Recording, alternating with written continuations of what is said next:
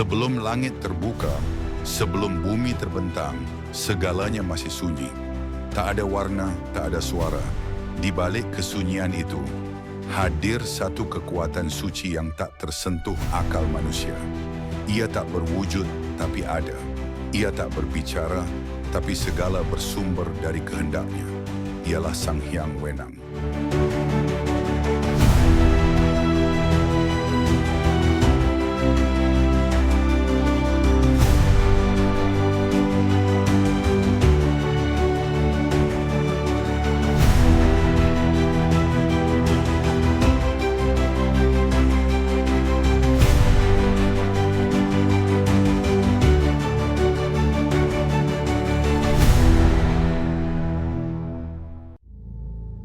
Sang Hyang Wenang bukan makhluk, bukan pula pencipta seperti yang manusia pahami. Ia adalah asal dari segala yang berawal. Ia tak mencipta karena ia adalah ciptaan itu sendiri.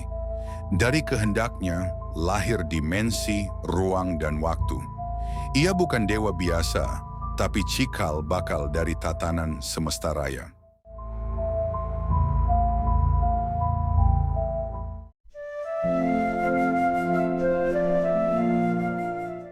Dari Sang Hyang Wenang muncul satu kesadaran murni, Sang Hyang Tunggal. Ia bukan anak, bukan pula bayangan, tapi pancaran pertama dari kehendak ilahi.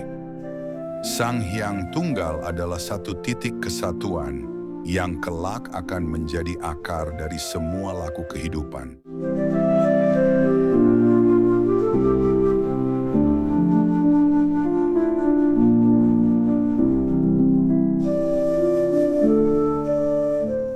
Sang Hyang Tunggal membagi dirinya menjadi 3 cahaya suci. Manik Maya yang kelak menjadi simbol kekuasaan dan langit. Ismaya, sang rasa yang kelak turun sebagai pelayan sejati. Antaga, sang kekuatan yang menyimpan kegelisahan dan hasrat. Mereka bukan hanya tokoh, tapi simbol dalam diri manusia, pikiran, hati, dan nafsu.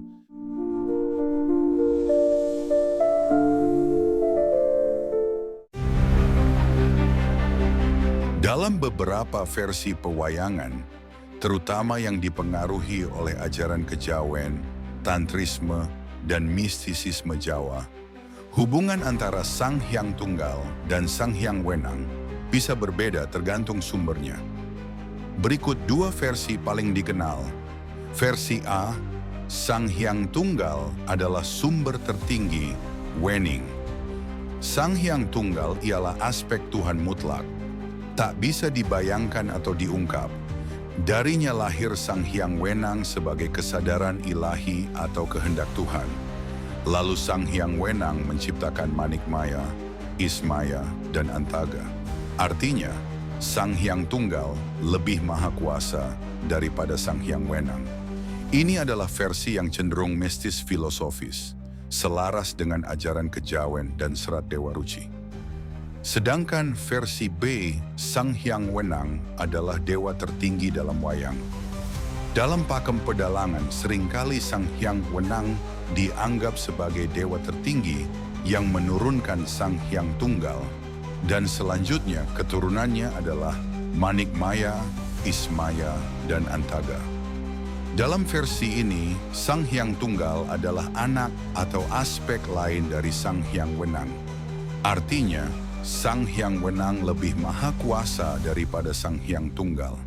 Ini versi yang lebih sering digunakan dalam narasi wayang pertunjukan.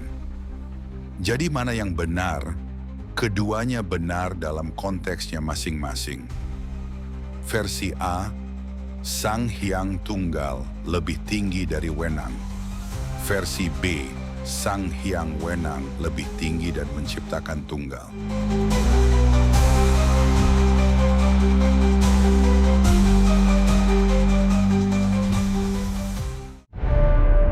Sebelum mereka diberi peran dalam jagat raya, Sang Hyang Wenang menguji mereka. Manik Maya diuji untuk mengatasi kesombongan. Ismaya dihadapkan pada kerendahan diri. Antaga harus mengendalikan kekuatan dalam dirinya. Mereka tak hanya diuji, mereka ditempa untuk menjadi cermin bagi manusia.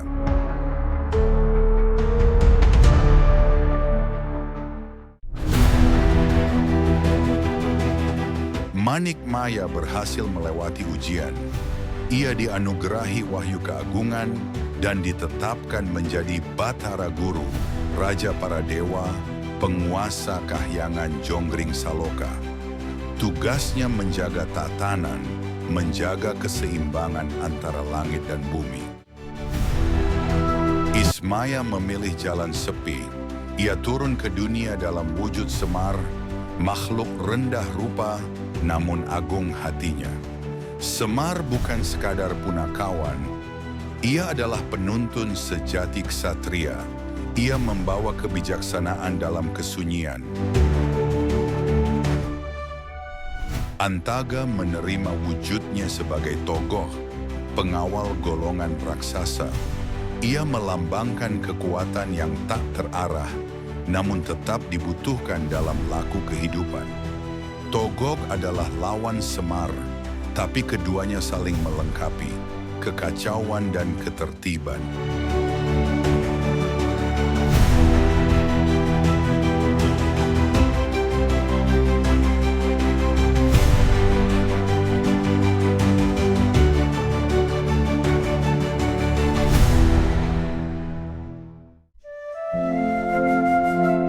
Semar dan Togog bukan musuh, mereka adalah dua sisi dari satu kesadaran. Yang satu membimbing ke arah kebajikan, yang lain menguji dalam bentuk keburukan. Keduanya menjaga keseimbangan dunia pewayangan dan juga dunia manusia. Batara Guru memimpin para dewa, menata tatanan langit dan memelihara dharma. Namun bahkan dirinya pun tunduk pada hukum Sang Hyang Wenang. Ia bukan pusat, melainkan pelayan dari kehendak tertinggi.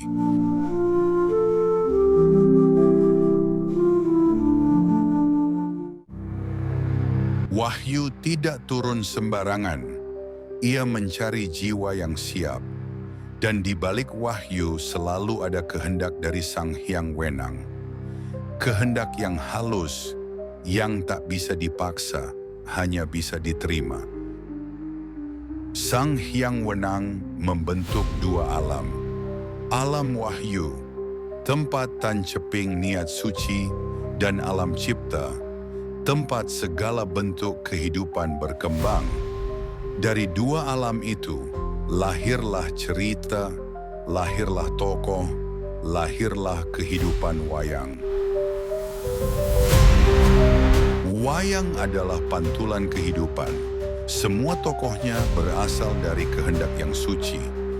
Bima, Arjuna, Duryudana, bahkan Punakawan. Semua memiliki jejak asal-usul dari yang ilahi.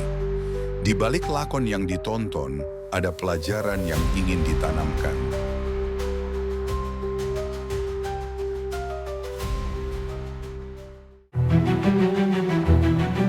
Sang Hyang Wenang tidak pernah muncul di medan perang. Ia tidak membawa senjata, tidak duduk di singgasana. Namun setiap kejadian, setiap perubahan, setiap lakon, semua terjadi karena kehendaknya. Ia hadir dalam hening, dalam bisikan hati yang tak terucap. Semua yang hidup berasal dari Sang Hyang Wenang. Dan semua yang hidup pada akhirnya akan kembali padanya. Ia adalah asal dan tujuan, permulaan dan penghabisan. Ia bukan hanya tokoh, tapi makna dari keberadaan itu sendiri. Sangkan Paraning Dumadi.